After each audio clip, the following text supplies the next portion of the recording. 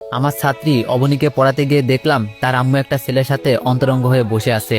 আমি তাদের দুজনকে দেখে লজ্জায় মুখ ঘুরিয়ে নিলাম। আমাকে দেখে তারা নিজেরাও নিজেদেরকে গুছিয়ে নিল। আসলে মানুষের আসল চেহারাটা বোঝা যায় না। অবনীর মা যে এরকম একটা খারাপ কাজ করতে পারে এটা কখনো আমার ভাবনায় আসেনি। তবে চাহিদার প্রয়োজনে মানুষ অনেক জঘন্য কাজও করে থাকে। নিজের থেকে বয়সে অনেক ছোট ছেলের সাথেও মানুষ প্রেমের সম্পর্ক গড়ে তুলতে পারে, সেটা আমি আজ বুঝলাম। আমি কিছু বলার আগেই অবনীর মা আমাকে বলল, অবনী তো এখনো স্কুল থেকে ফেরেনি, আর আজ তুমি এত আগেই পড়াতে আসবে সেটা বলবে না? তখন আমি বললাম, আজ মাসের শেষ তারিখ, তাই একটু আগেই পড়াতে এসেছি, টাকাটাও দরকার ছিল। তখন অবনীর মা বলল, আচ্ছা ঠিক আছে, তুমি বসো, আমি টাকা নিয়ে আসছি। কিছুক্ষণ পর অবনীর মা এসে আমার হাতে 10,000 টাকা দিয়ে বলল, ও হচ্ছে আমার খালাতো ভাই সুজন, অবনীকে ওর কথা বলার দরকার নেই, তোমাকে অগ্রিম মাসে টাকাটাও দিয়ে দিলাম। তোমার নাকি টাকার সমস্যা বলেছিলে, আজকে পড়াতে হবে না, তুমি বরং কালকে এসো। টাকাটা নিয়ে আমি চলে আসি। অবনীকে পড়াইয়া 6 মাস হতে চলল। সত্যি বলতে অবনীকে আমি টাকার জন্যই পড়াই। অবনীর বাবার টাকা পয়সার কোনো অভাব নেই, তাই বাবা বিদেশে থাকেন, তাই আমাকে মাস শেষে 5,000 টাকা দিতে কোনো সমস্যা হয় না। 10,000 টাকা পেয়ে সেখান থেকে মাকে 4,000 টাকা দিলাম, আর বোনকে 1,000 টাকা। বাকিগুলো আমার প্রয়োজনে কাজে লাগবে, রেখে দিলাম। মাকে দেওয়া এটা আমার প্রথম কোনো উপহার। আমি এর আগে কখনো মাকে টাকা দিইনি। টাকা দেওয়ার পর মায়ের চোখে যে আনন্দটা দেখেছিলাম সেটার কাছে পৃথিবীর সব আনন্দ তুচ্ছ। 1,000 টাকা পেয়ে আমার বোন এতটা খুশি হবে ভাবিনি। কিন্তু যখন টাকা পেয়ে সে আমাকে খুশিতে জড়িয়ে ধরে ভাইয়া বলল, তখন মনে হলো এমন বোনের জন্য জীবনে কিছু করতে না পারলে জীবনের কাছে ঋণী হয়ে থাকবো। পরের দিন অবনীকে পড়াতে গিয়ে দেখলাম অবনী খুব সুন্দর করে সেজেছে। আকাশি রঙের শাড়িতে মেয়েটাকে অন্য দিনের চেয়েও আজ একটু বেশি সুন্দর লাগছে। তাই পড়ানোর সময় তার দিক থেকে কেন জানি চোখ সরাতে পারছিলাম না। আমার এমন অবস্থা দেখে অবনী বলল, স্যার আপনার কি কোনো গার্লফ্রেন্ড আছে? নিজের ছাত্রীর মুখে এমন প্রশ্ন শুনে কিছুটা আইনজীবী ফিল করলাম। তারপরেও ধমকে সুরে বললাম, এসব কি প্রশ্ন অবনী? আমার গার্লফ্রেন্ড দিয়ে তুমি কি করবে? বাচ্চাদের এসব জানতে হয় না, তুমি পড়াশোনায় মনোযোগ দাও। তখন অবনী বলল, কে পিসি, দেখেন আমি কত বড় হয়ে গেছি, আর ক্লাস 9-এ পড়া একটা মেয়েকে বাচ্চা বলা মোটেও উচিত না। আমার এক বান্ধবীর বিয়ে হয়েছে, বাচ্চার মাও হয়ে গেছে, আর আপনি আমাকে বাচ্চা বলছেন?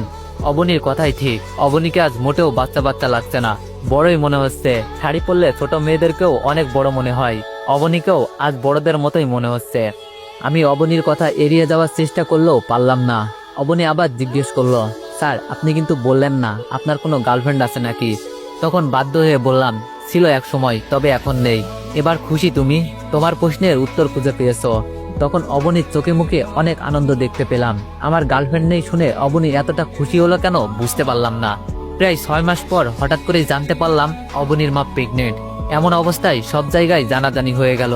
যেহেতু অবনীদের বাসায় আমি বাদে আর কোনো ছেলের যাওয়া আসা করতো না, তাই সবাই আমার দিকে আঙ্গুল তুলতে লাগলো, আমাকে সন্দেহ করতে লাগলো।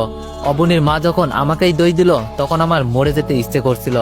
অবনীর মা নিজেকে বাঁচানোর জন্য আমার নামে যে এত বড় একটা মিথ্যা কথা বলবে আমি কখনো কল্পনাও করিনি। অবনীর সামনে সেদিন কি লজ্জাটাই না পেয়েছিলাম। কোনো অপরাধ না করেও আমি অবনীর চোখের দিকে তাকাতে পারিনি। অবনী অনেক ঘৃণা নিয়ে আমার দিকে তাকিয়েছিল। সে কাঁদতে কাঁদতে যখন বলল, স্যার আপনি চাইলেই তো আমি আপনাকে এই সুখটা দিতাম, আপনাকে আমি ভালোবাসতাম, আর আপনি কিনা আমার মায়ের সাথে এটা করলেন। আপনার প্রতি যে রেসপেক্ট ছিল সেটা আপনি রাখেননি। আপনি কখনোই একজন শিক্ষক হওয়ার যোগ্যতা রাখেন না। কথাগুলো বলেই অবনী আমাকে ধাক্কা দিয়ে তাদের বাসা থেকে বের করে দেয়। আমিও চলে আসি। এলাকার সবাই জেনে গিয়েছে বিষয়টা, তাই লজ্জায় কারোর সামনে যেতে পারতাম না। বাসায় চুপচাপ থাকতাম। বাবা মা বোন কেউ আমার সাথে আগের মতো কথা বলে না। আমার জীবনটা যেন একাকিত্বের এক নরকে পরিণত হলো। ঠিক এমন সময় আমার নরকীয় জীবনটাকে আরো বিষাক্ত করে তুলতে ফোন দিল আমার প্রাক্তন। মিলির সাথে আমার 2 বছরের সম্পর্ক ছিল। হঠাৎ করে একদিন প্রচন্ড রাগারাগি হলো দুজনের মাঝে। সেদিনই ব্রেকআপ করলাম আমরা। তারপরে আমি আর তাকে কোনোদিন ফোন দিইনি, কারণ আমি আমার ইগোর সাথে কখনো আপোষ করতে চাইনি। সেও কখনো ফোন দেয়নি। আজ এতদিন পর কেন ফোন দিল সেটার কারণ খুঁজতে গেলাম না। ফোনটা রিসিভ করতেই ওপাশ থেকে ভেসে আসলো চিরপরিচিত সেই কণ্ঠস্বর। মিলি বলল, তোমার সাথে বিচ্ছেদ হয়ে ভালোই হয়েছে, এমন একটা কাজ করবে কখনো ভাবিনি। আমি ভেবেছিলাম এতদিন পর ফোন দিয়ে তুমি জানতে চাইবে আমি কেমন আছি, কিন্তু তা না করে কাটা ঘেয়ে নুনের সেটা দিচ্ছ। এটা বলার জন্যই কি ফোন দিয়েছো? মিলি বলল, সেটা বলার প্রয়োজন মনে হয়নি, কারণ তুমি ভালোই আছো। সেজন্যই হয়তো নিজের থেকে বয়সে অনেক বড় একটা মেয়ের সাথে অবৈধ সম্পর্কে জড়াতে পেরেছো। ভালো না থাকলে মানুষ এমন কাজ করতে পারে বলো? আমি বললাম, আর সময় না হয় আমার সম্পর্কে জানে না, তাই এমনটা বলছে, কিন্তু তুমি তো আমার সম্পর্কে সব জানো, আমাকে চেনো আমি কেমন মানুষ। তারপরও এমনটা বললে? তোমার সাথে 2টা বছর রিলেশন করেছি, কখনো তো একটা চুমু খেতে চাইনি তোমাকে। তুমিই বলো, তোমার সাথে যদি আমি ফিজিক্যাল রিলেশন করতে চাইতাম তাহলে কি তুমি না করতে? আমার তো মনে হয় না তুমি না করতে।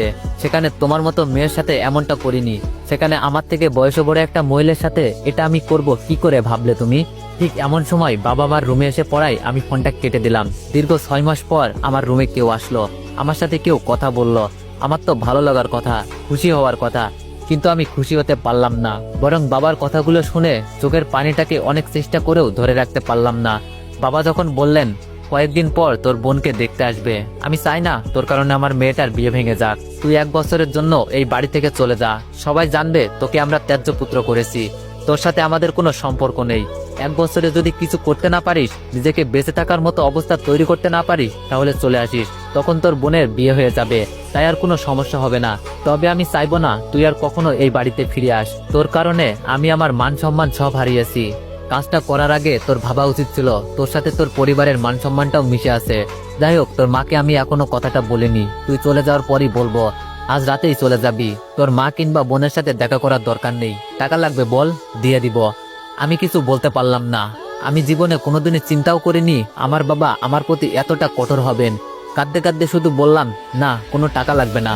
আমি লক্ষ্য করলাম আমার কান্না ভেজা কণ্ঠটাও বাবার ভিতরটাকে নাড়া দিতে পারলো না। বাবা আমার রুম থেকে চলে গেলেন।